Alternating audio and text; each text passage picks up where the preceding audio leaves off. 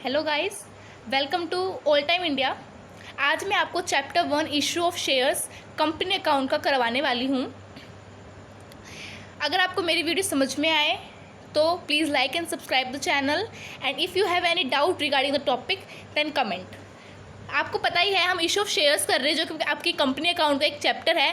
तो company account पढ़ने से पहले आपको कंपनी के बारे में पता होना चाहिए कि कंपनी क्या होती है। ठीक है, तो कंपनी क्या होती है? एक कंपनी आपकी आर्टिफिशियल पर्सन होती है। क्या होती है? आर्टिफिशियल पर्सन होती है, जिससे आपका लॉ बनाता है, कानून बनाता है और उसकी सेपरेट आइडेंटिटी होती है। उसके साथ साथ परपेचुअल ससेशन होता है और एक कॉमन सील होती है। तो इसका मतलब क्या हुआ कि जिस प्रकार हम ह्यूमन बींग्स है, हमें भगवान ने बनाया हुआ है, उसी प्रकार जो ये आर्टिफिशियल पर्सन है इसे लॉ ने बनाया है, मतलब कि कानून ने बनाया है। जिस प्रकार हर एक पर्सन की अलग अलग पहचान होती है, उसी प्रकार कंपनी की भी अपनी अलग पहचान होती है। इसका मतलब कि उसकी पहचान उसकी ओनर जैसी नहीं होती, ओनर से अलग पहचान होती है। ठीक है, उसके साथ साथ उसका एक परपेचुअल ससेशन होता है और कॉमन सील होती है। अगर पेपर में आए what is company, then you write that.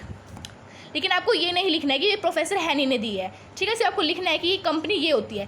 लेकिन अगर आज ए डिफाइन कंपनी, तो आपको इन्वर्टेड कॉमा स्टार्ट करना है और यहाँ पे क्लोज करना है और फिर प्रोफेसर हैनी लिख के कर देना है। तो ये आपको ज़्यादा से ज़्यादा 2 नंबर में आएगा। ठीक है, तो अभी हमने कंपनी पढ़ा।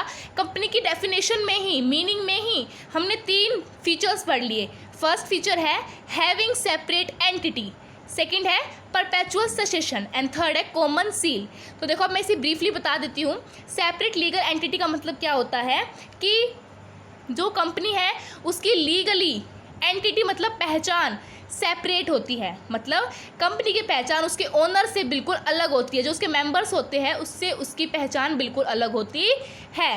Next step perpetual succession. इसका मतलब क्या होता है कि मान लो कोई कंपनी का मेंबर है, वो मर जाता है, या कोई नया मेंबर आता है, या रिटायर हो जाता है, या फिर वो इंसॉल्वेंट हो जाता है, तो इसका हमारी कंपनी के ऊपर कोई इफेक्ट नहीं पड़ेगा। नो इफेक्ट, बिकॉज हम कंपनी के पास क्या है? Perpetual secession. कंपनी वैसे ही चलती रहेगी जैसे चल रही है। इन चीज़ों का कंपनी के ऊपर कोई इफेक्ट नहीं पड़ेगा। Common seal. कॉमन सील का मतलब होता है कि कंपनी के पास कॉमन सील होती है इन केस अगर कोई ओनर ना हो। ठीक है, तो जो उसके डायरेक्टर्स होते हैं वो किसी डॉक्यूमेंट पे थप्पा लगा सकते हैं, अपनी साइन कर सकते हैं, जिसके कारण जो वो डॉक्यूमेंट है वो प्रूफ हो जाएगी, मतलब कि एप्लीकेबल हो जाएगी। ठीक है, नेक्स्ट पॉइंट आता है ट्रांसफरेबिलिटी ऑफ शेयर्स, के कंपनी जो है वो अपने शेयर्स को ट्रांसफर कर सकती है। नेक्स्ट है लिमिटेड लाइबिलिटी, कि जो मेंबर्स है कंपनी के उसकी लाइबिलिटी क्या होती है? लिमिटेड होती है। तो लाइबिलिटी 2 टाइप्स की होती है, लिमिटेड अनलिमिटेड। हमने पढ़ा होगा 11th क्लास में, लेकिन हम दोबारा बता देते हैं। लिमिटेड लाइबिलिटी का मतलब क्या होता है कि अगर किसी बंदे ने अपना लोन ले रखा है किसी से, ठीक है, और अगर किसी भी केस में वो अपने लोन की पेमेंट नहीं कर पा रहा है, तो जो वो लोन देने वाला होगा ना, वो उसकी प्राइवेट प्रॉपर्टी का यूज़ नहीं करेगा। ठीक है, जो उस बंदे ने एज अ मोर्टगेज दे रखा है उसी का यूज़ करेगा। ठीक है, लेकिन अनलिमिटेड लाइबिलिटी में वो उसकी प्राइवेट प्रॉपर्टी का भी यूज़ करेगा, उसके घर का यूज़ कर लेगा। यूज़ मतलब उसके घर को बेच के पैसे जो आएंगे उससे उसका लोन ले लेगा। ठीक है, तो आई थॉट फीचर समझ में आ गए होंगे। दोबारा बता देती हूँ एक बार पॉइंट। सेपरेट लीगल एंटिटी, अलग पहचान होती है from its owner. Perpetual secession मतलब कोई इफेक्ट नहीं पड़ता किसी भी चीज़ का। कॉमन सील, अलग से सील लगती है इन केस अगर कोई ओनर वगैरह ना हो। Transferability of share, share transfer होते हैं। हम शेयर के बारे में अच्छे से जब हम आगे पढ़ेंगे, क्योंकि चैप्टर का नाम इशू ऑफ शेयर्स है, तो हम अच्छी तरह पढ़ेंगे शेयर्स के बारे में, आपको समझ में आ जाएगा। लिमिटेड लाइबिलिटी कि हर एक मेंबर की लाइबिलिटी क्या होती है? उसकी लिमिटेड होती है। ठीक है, उसके बाद kinds of A company, company को कितने पार्ट्स में बांटा गया है। ठीक है, तो कंपनी के ऊपर आपका कंपनी एक्ट 2013 लगता है। जॉइंट स्टॉक कंपनी को 3 पार्ट्स में बांटा है। कितने पार्ट्स में बांटा है? 3 पार्ट्स में बांटा है। सबसे पहले अनलिमिटेड कंपनी, दूसरी है कंपनी लिमिटेड बाय गारंटी और तीसरी है कंपनी लिमिटेड बाय शेयर्स। ठीक है, अनलिमिटेड कंपनी का मतलब है कि ऐसी कंपनी जिसके सारे मेंबर्स की लाइबिलिटी कैसी हो? अनलिमिटेड हो। फिलहाल ऐसी कोई कंपनी भारत में नहीं है, not found in India. Second है कंपनी लिमिटेड बाय गारंटी। कौन सा है? सेकंड है। ये हमने क्या पढ़ा है? इसका फर्स्ट पार्ट पढ़ा है।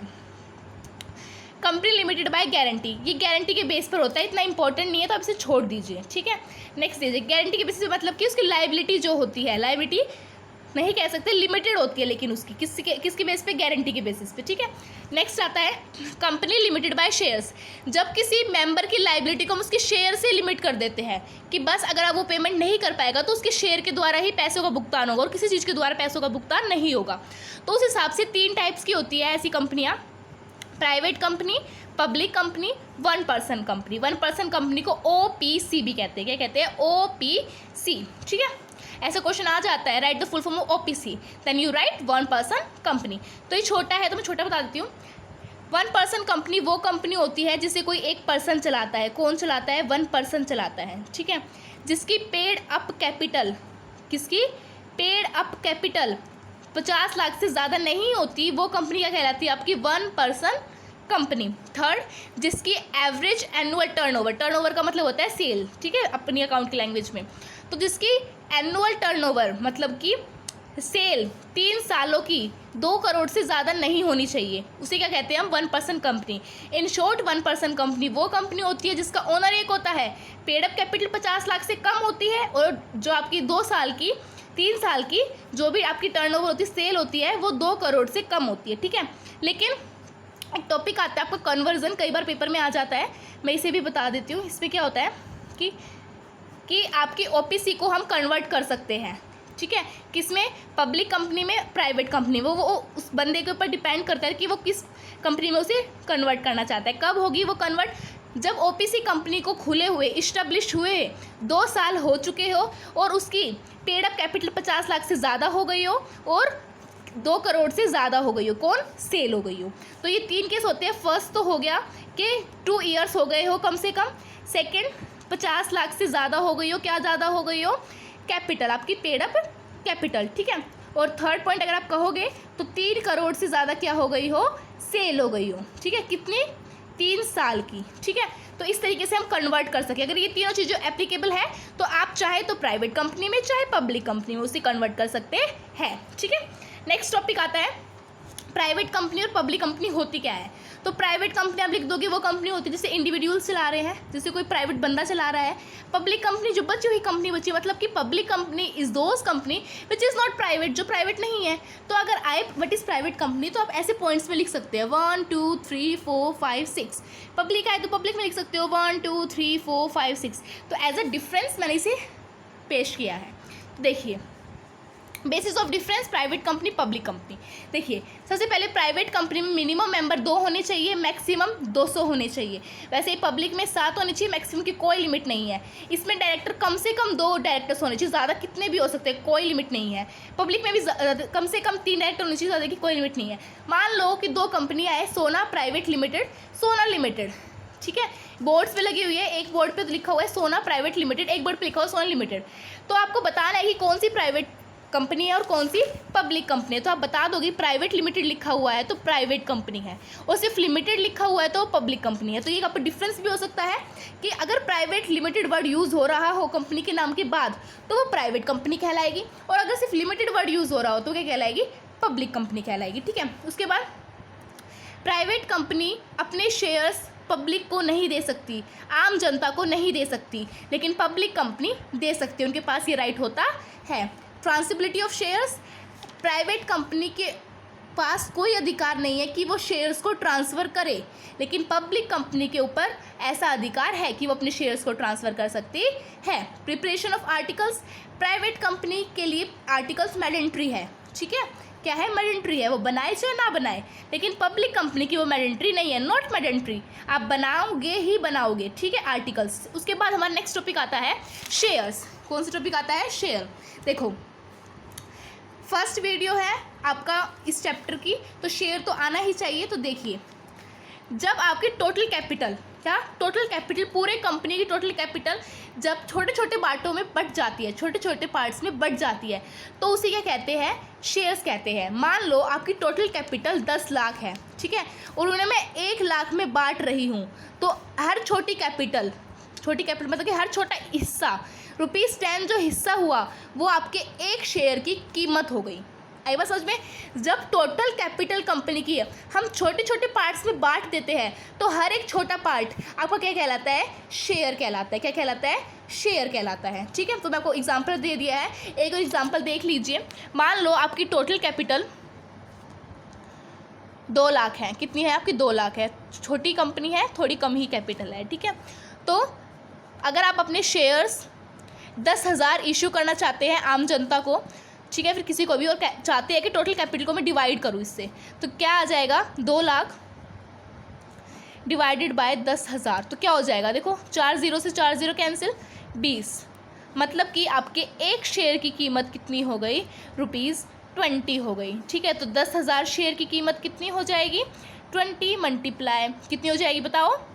कितने से मल्टीप्लाई करूँगी मैं? पता है सबको, 10,000 से करूँगी क्योंकि 10,000 शेयर अब की बार, तो कितनी हो जाएगी आपकी? 2 लाख। ठीक है, जो बंदा शेयर खरीदता है एक तरीके से वो कंपनी का ओनर कहलाता है। क्या कहलाता है? ओनर कहलाता है। हम ये आगे पढ़ेंगे। और जो बंदा ऐसे शेयर की तरह ही डिबेंचर भी होते हैं, जो बंदा डिबेंचर खरीदता है वो लेंडर कहलाता है। लेंडर मतलब आप लेंडर मत कहो, क्रेडिटर कहो। क्या कहलाता है? क्रेडिटर कहलाता है। ठीक है, इनके बीच में डिफरेंस भी हो सकता है कि शेयर होल्डर जो खरीदता है उसे शेयर होल्डर कहते हैं। Share holder is called the owner of the company and debenture holder is called the creditor of the company. ठीक है, नेक्स्ट टॉपिक आता है शेयर कैपिटल। क्या आता है? Share capital. शेयर कैपिटल के ऊपर है नेचर, कि शेयर का नेचर कैसा होता है? कैसा होता है? उसे कोई भी खरीद सकता है, ठीक है, बेच सकता है ही नहीं बेच सकता, बेच सकता है।